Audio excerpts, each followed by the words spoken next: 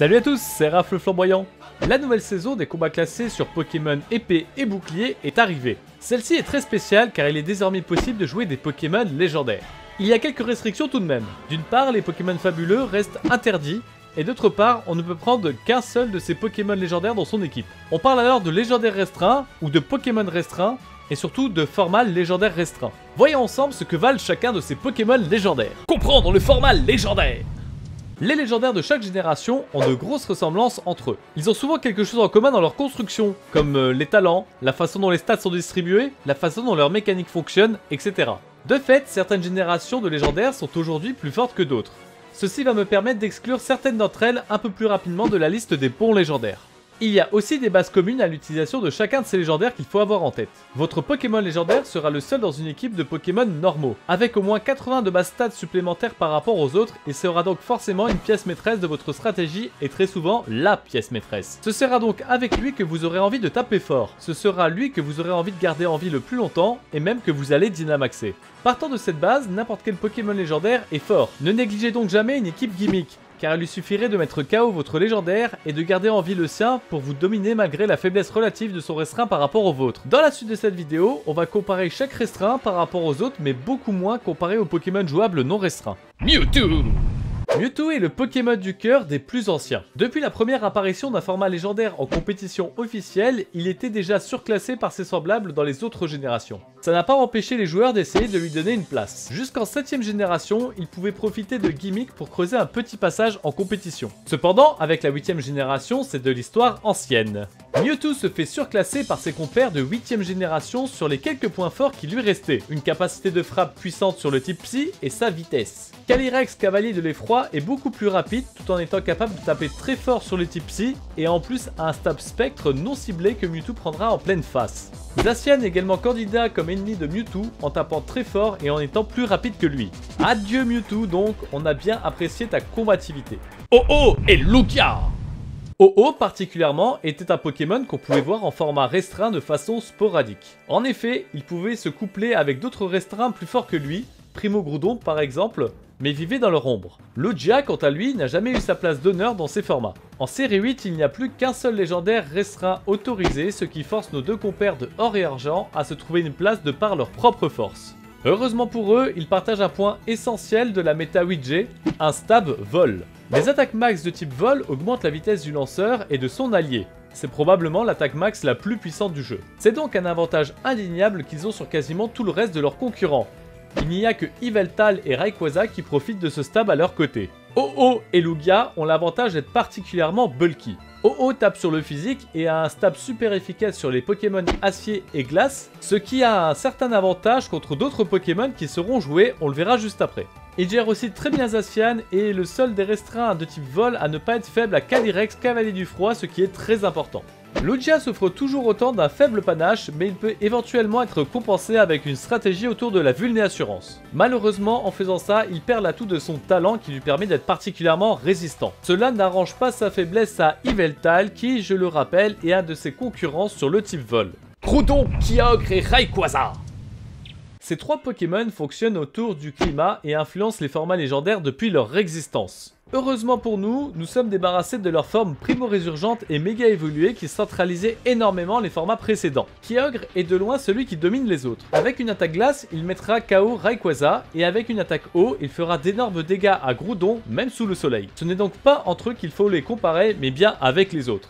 Kyogre sera sûrement le plus joué des trois pour deux raisons. La première, c'est qu'il domine les deux autres qui n'ont aucun moyen sérieux de lui faire le change. Ensuite, parce que la météo qu'il installe sur le terrain booste directement ses attaques stabées. Ajoutez à ça que Gicledo tape en zone à 150 de puissance, que l'attaque max de type eau sur Gicledo a 150 de base puissance mono-cible, et on a là le Pokémon qui tape le plus fort de tous les Pokémon légendaires. On le jouera Dynamax avec une attaque glace et éventuellement Fatal Foudre. Ensuite, il ne manquera plus que de l'entourer correctement, notamment pour le protéger de Gorithmic, et le tour sera joué. Groudon, lui, aura une place d'outsider contre Kyogre si vous le jouez plus lent, mais il va surtout être fort car capable de gérer des Pokémon de type acier sans forcer et fera des gros dégâts sur le physique. Un atout considérable contre Xerneas. Ainsi, Necrozma, crinière du couchant, très fort, ne fera pas le malin face à lui. Poser la météo au soleil lui permettra de jouer aux côtés de Pokémon avec chlorophylle, comme par exemple Florizarre, ce qui lui donne donc un avantage potentiel dans le speed control. Rayquaza, lui, va être un choix niche de polyvalence. En bien des points, il est plus faible que beaucoup d'autres légendaires restreints, mais il a l'avantage de pouvoir jouer sur le plan physique et sur le plan spécial et d'avoir un excellent move pool sur les deux. Il est donc facile à insérer dans une équipe et profite d'un excellent stab vol, ce qui en fera un Dynamax de choix. Il devra cependant se faire pardonner de perdre ses duels face à Xerneas ou Zacian, et sa double faiblesse à Calyrex Cavalier du Froid va lui rendre la vie très difficile. Heureusement pour lui, il fait un bon candidat à une stratégie avec la Vulnassurance et un partenaire avec Éclat Glace. Palkia, Dialga et Giratina. Tous trois de type dragon, au stade très équilibré, ce trio va avoir de grosses difficultés à se faire une place dans la méta. Palkia et Dialga sont très similaires et se différencient surtout de par leur deuxième type. Giratina, lui, remplissait la niche du légendaire de type Spectre avant l'arrivée de Lunala. Palkia, avec son type Eau, arrive en concurrence directe avec Kyogre. Son seul espoir pour se faire une place est donc de gagner les duels contre lui, mais il en perd de cruciaux, notamment contre Xerneas et Zacian, ce qui est impardonnable. Il était bon en 4ème génération, mais ça fait bien longtemps qu'on lui a dit adieu. Aujourd'hui n'est pas le jour de son grand retour. Dialga, lui, profitait de la niche du légendaire de type acier avant l'arrivée de Solgaleo, mais aujourd'hui il est surclassé. Il ne contre pas Xerneas car il frappe sur le spécial et ne résiste pas aux attaques fées à cause de son type dragon. Il était souvent proposé en archétype distorsion, même si Necrozma Crinière du Couchon lui vole aussi la vedette depuis son arrivée. Son bon move pool lui donne une niche, mais il va être compliqué à entourer. On le verra quand même assez souvent car il n'a pas de faiblesse acier, spectre, ténèbres et glace qui vont être des types très joués. Giratina a deux formes, mais la forme origine le prive d'un objet et n'a donc pas souvent été vue. La forme classique est plus défensive et frappant sur le physique, il avait une niche intéressante en tant que seul Pokémon légendaire de type spectre. L'arrivée de Lunala puis de Calyrex redistribue les cartes. Le pauvre Giratina n'a plus grand chose pour lui car il se fait exploser par toute la méta. Un pari risqué. Reshiram, Zekrom et Kyurem. Malheureusement pour ces trois-là, l'existence de Xerneas les met tous les trois dans la case poubelle d'entrée de jeu. Zacian gère aussi très bien Kyurem et Zekrom. On pourrait penser que Reshiram profite du type feu pour lui permettre de résister au type fée, mais ça expose beaucoup trop à Groudon et à Kyogre. Le seul des trois qui a une niche exploitable à mon sens est Zekrom. En plus de frapper sur le physique, son stab électrique peut lui donner la part belle contre Kyogre et les légendaires de type vol. Attention donc quand vous vous retrouvez contre lui, sur un malentendu, il pourrait bien vous arracher la victoire. Il va être cependant très compliqué à entourer pour être viable dans cette méta. Xerneas, Yveltal et Zygarde. Xerneas est depuis son existence le danger le plus important des formats légendaires restreints. Avec une herbe blanche, il est capable de monter sa vitesse, son attaque spéciale et sa défense spéciale de 2 crans en un seul tour. L'entourer pour lui permettre de faire ça est assez simple et le jeu en vaut la chandelle. Malheureusement pour lui, il devient de plus en plus un noob checker.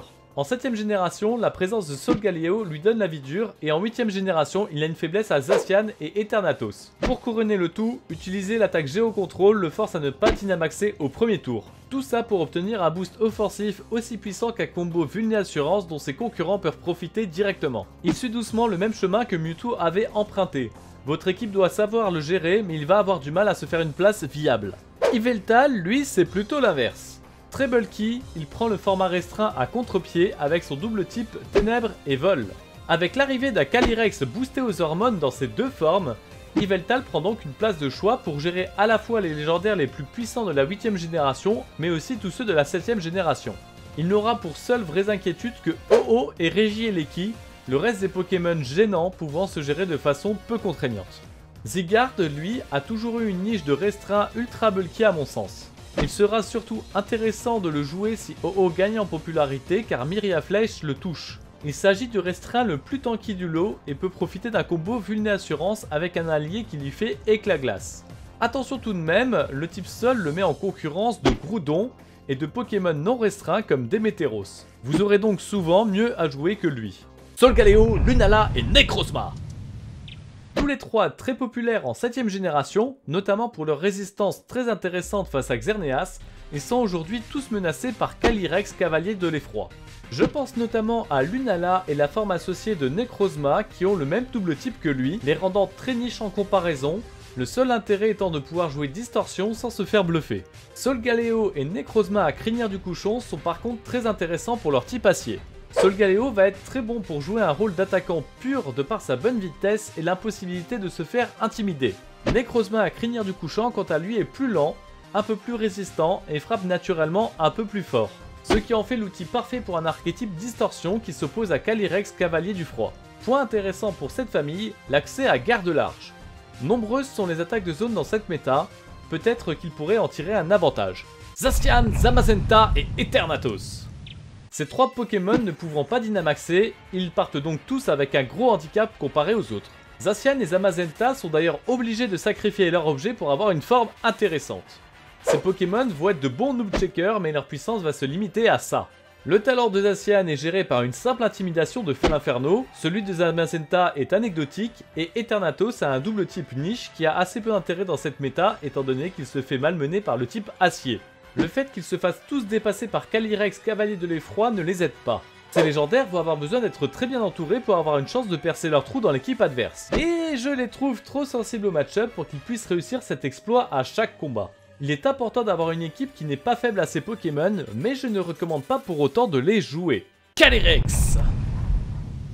Élément à part de la 8ème génération, les 2 formes de Calyrex sont très puissantes. Calyrex Cavalier de l'Effroi est le légendaire le plus rapide, profite d'une attaque spectre de zone et booste son attaque spéciale à chaque KO.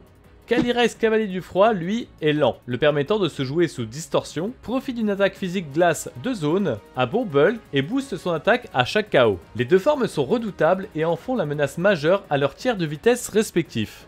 Leur seule puissance justifierait une équipe composée à la fois de Yveltal et de Sulfura de Galar. Heureusement, ils ont de grosses faiblesses exploitables qui en font des Pokémon qui vont avoir besoin d'être bien entourés. L'autre point qui peut nous faire hésiter à les jouer est qu'ils empêchent par construction l'utilisation du cheval associé seul. Une équipe distorsion avec Necrozma et Bilisval est donc une alternative tentante à une distorsion avec Calyrex Cavalier du Froid. Là où certains Pokémon légendaires restreints vont être difficiles à jouer, les 2 formes de Calyrex vont imposer leur rythme et forcer leurs concurrents à s'adapter à leur présence. J'espère que ce petit guide vous aidera à choisir votre légendaire préféré, mais n'oubliez surtout pas, aucun d'entre eux n'est à prendre à la légère. Vous risqueriez de regretter amèrement d'avoir sous-estimé l'un d'entre eux. On se retrouve à la prochaine vidéo, ciao!